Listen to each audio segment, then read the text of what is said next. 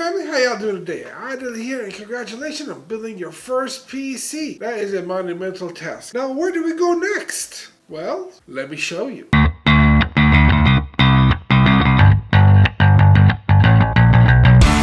Now with the building part done, it's time to put in all the software so that you can go ahead and use your PC, whether it's for everyday use, gaming, or productivity. I'll show you exactly how to set it up. But before we continue, guys, if you guys enjoy this type of content, smash the subscribe button. It really helps us grow and bring you great content. Now our goal is to face the statistic right here and reach 2,000 subscribers. Once we hit 2,000 subscribers, giveaway, y'all. So subscribe and bring a friend. In this tutorial, guys, I'm going to show y'all how to set up your BIOS, best Windows settings, and how to optimize your Windows so you have the best experience. So let's get this done. The first thing we're going to do is hop into BIOS by spamming the delete key.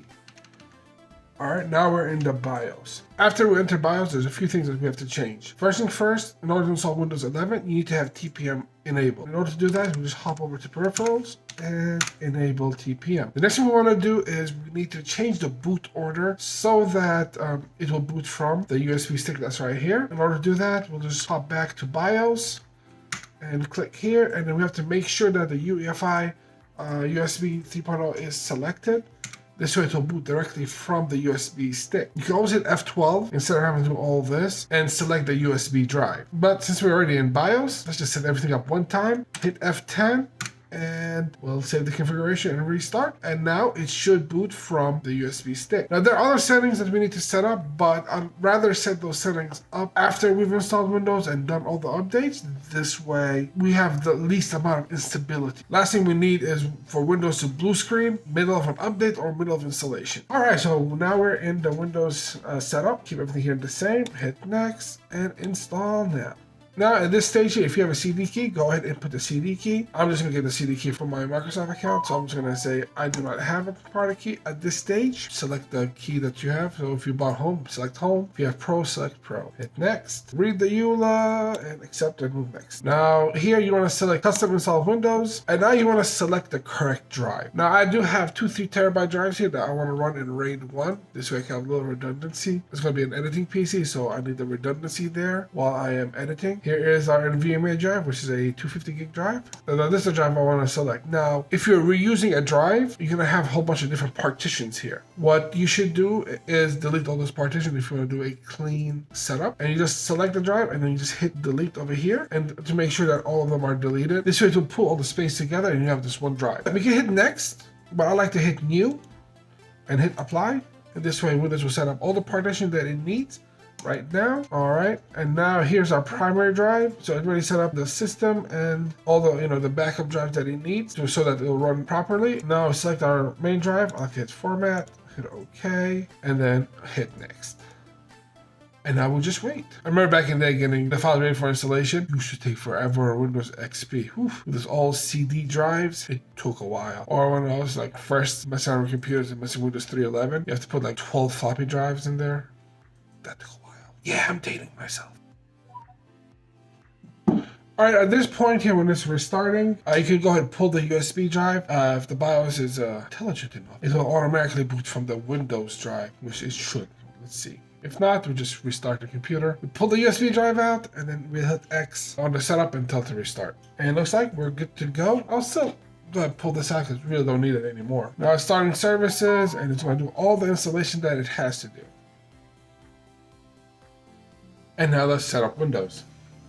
This part here, you select the country that you're in, United States. The keyboard is US. Now if you want to add another layout, another language, like let's say Arabic, Spanish, French, whatever, you do it at this part. I'm just gonna keep it in English. Hit skip. Microsoft, in their infinite wisdom, is forcing us to connect to the internet to create an account. Luckily, I have a bypass. It's really annoying. They're forcing us to create an account so they basically spy on us. Now, I don't mind. I have my own Microsoft account. I like all my computers connected to each other. Just makes life easier. But on this computer, I really want a local account. So what we want to do is hit Shift F10 to bring up the command prompt. And then we type in task mgr, and this brings up the task manager. And now we want to kill network connection flow.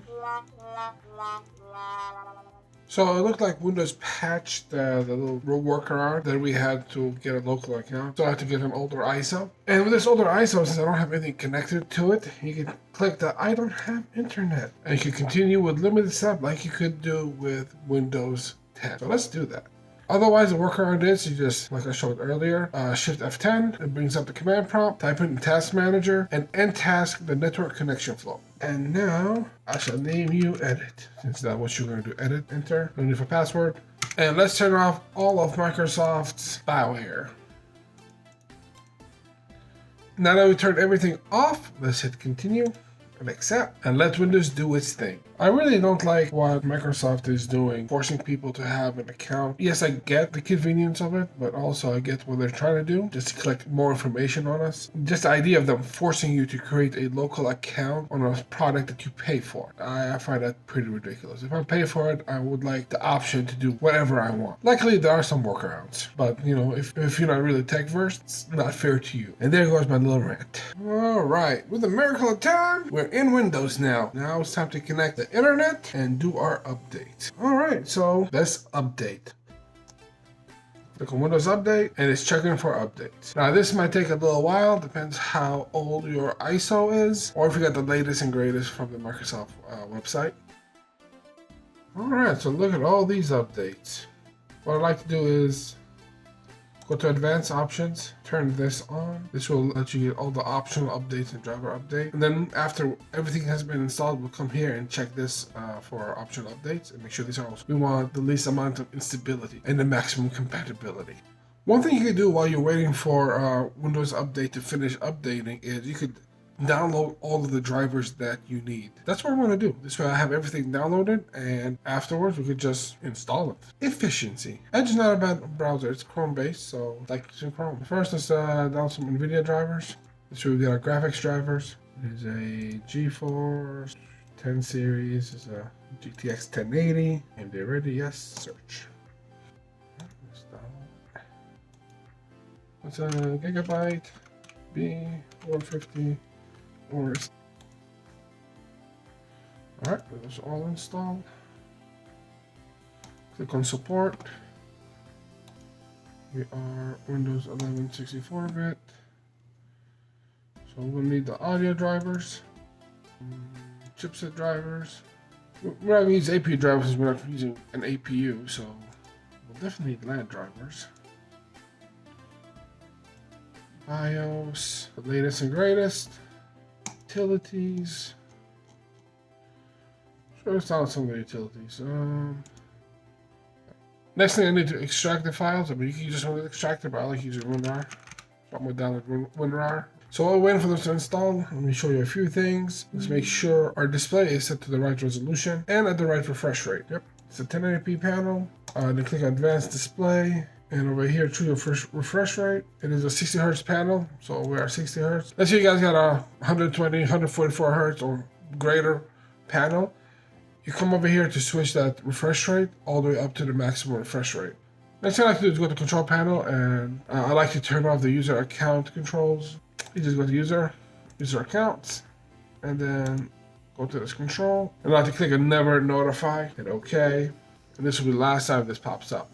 Now, if you're a person who is not as tech savvy, are you sure you want to do what you want to do? For me, it doesn't matter. I'm going to hit yes, turn it off, because I find it aggravating, especially when you're trying to install 10, 20 drivers. It takes a while. And I like to pin it so that I don't have to keep searching for it. It is right here. And move it up here so we know that's what we want. And I'll put the settings right next to it. Now you can see here it's already installing some drivers. These drivers are usually old drivers, so you always want the latest and greatest driver. And the reason why you want to install updates first before drivers is some drivers are based on Windows version and what update you have. So if you want to unlock the complete potential of your hardware, you want the latest, greatest version of Windows and make sure that it's up to date all the way. This way, you're not going to have any kind of like instability or kind of those problems, and your drivers will run as efficiently as they're meant to run. Alright, so let's check for updates one last time and installing the extra left. Looks like we're up to date, and we had to restart a few times, but that's all good. Now let's install drivers. Go downloads. Let's install our drivers. Let's begin with our NVIDIA drivers. I like to group everything by type. This way we have our application up here, our zip files, and then our folders.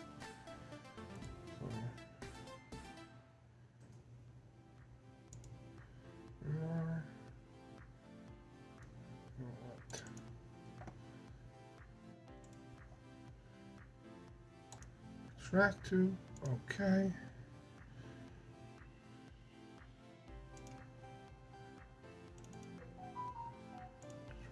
Extract. And repeat. I'm not going to really need GeForce experience on this PC, so I'm just do just the drivers. Green continue. We'll use a custom, and we want to do a clean installation. This way we'll uninstall those old drivers that Windows had. Sometimes there's an incompatibility or instability having two different versions of drivers on the PC, so this avoids that.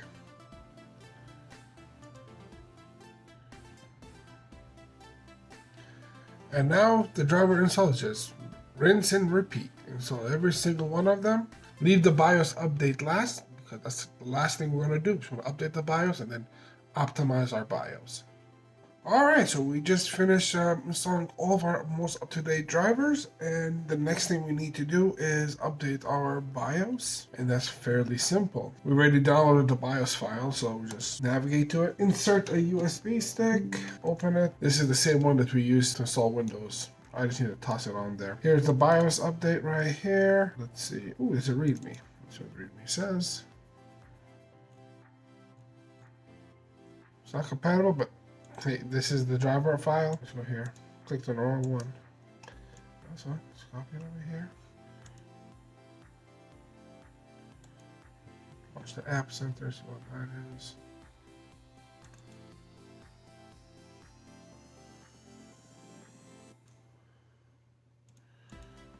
So let's go ahead and restart into our BIOS. Let's hit Shift, restart, and then smash the delete key. Smash, smash, smash. There we go. We're in BIOS now. Let's go to QFlash. Let's update the BIOS. And this is the file that we want. It's verifying the file. Let's start. Now, do not restart your computer. Do not turn it off. Do not do anything. If you do so, you will brick your own computer. It is what it is, but it will add more support, more compatibility, and more stability. So we do all this so that we have an excellent experience. Whether we're editing, gaming, or just surfing the web, we want it to run excellently. Alright, let's go into BIOS. And we have the latest version of the BIOS. Now that we're in here, let's set up the BIOS. Alright, there's a few things I want to do. We want to set up DOCP, which is direct overclock profile. It's for the RAM. That's the AMD profile. If you have an Intel system, it will be XMP, which is extreme memory profile. So here we just go into advanced frequency, XMP, go to profile 1, and now we have all of our speeds at 3200 megahertz. Ryzen CPUs really like fast RAM. So the faster the RAM, the faster your CPU runs. Now, if you want to overclock, you can overclock. Overclock is very subjective, so it's all based on motherboard and CPU and all that. The other consideration, got profile 1 selected. If you want to do a fan curve, you can do that here. Booting from that. Perfect. I'm going to do a little bit fast boot. Just let boot up real quickly. And make sure FTPM is enabled, which it is. That's about it. So F10 to save and exit.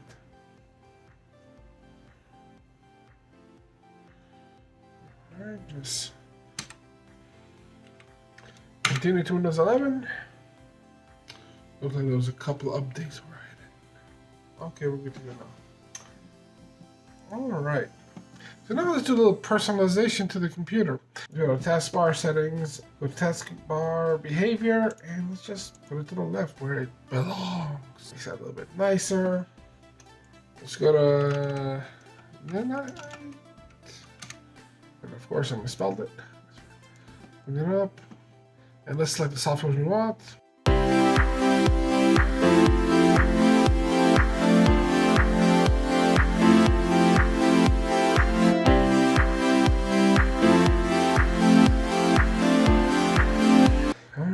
get mine tonight. That's all the software I'll be using. Now I'm gonna install the Adobe's, and of course I'm install Adobe Premiere, and of course I'm gonna put on Photoshop and Vegas Pro as well. Those are the two softwares we use for editing around here. So those are the two next ones I'll install later on. But yeah, there you go. The computer is now ready to be used and enjoyed.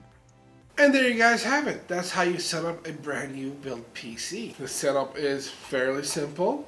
You gotta make sure you got your TPM on if you're running Windows 11. So hop in that BIOS and turn that TPM on. Install Windows, set up your partition, set up your Windows, and then put in all the software that you need to run your computer. It is a simple process. If you guys enjoy this type of content, smash that like, hit subscribe, and ring that bell so you get notified when I release my next video. If you guys have a question, comment, or want to say hello, what's up? Drop it in the comments below, and I will see you guys next time. Peace.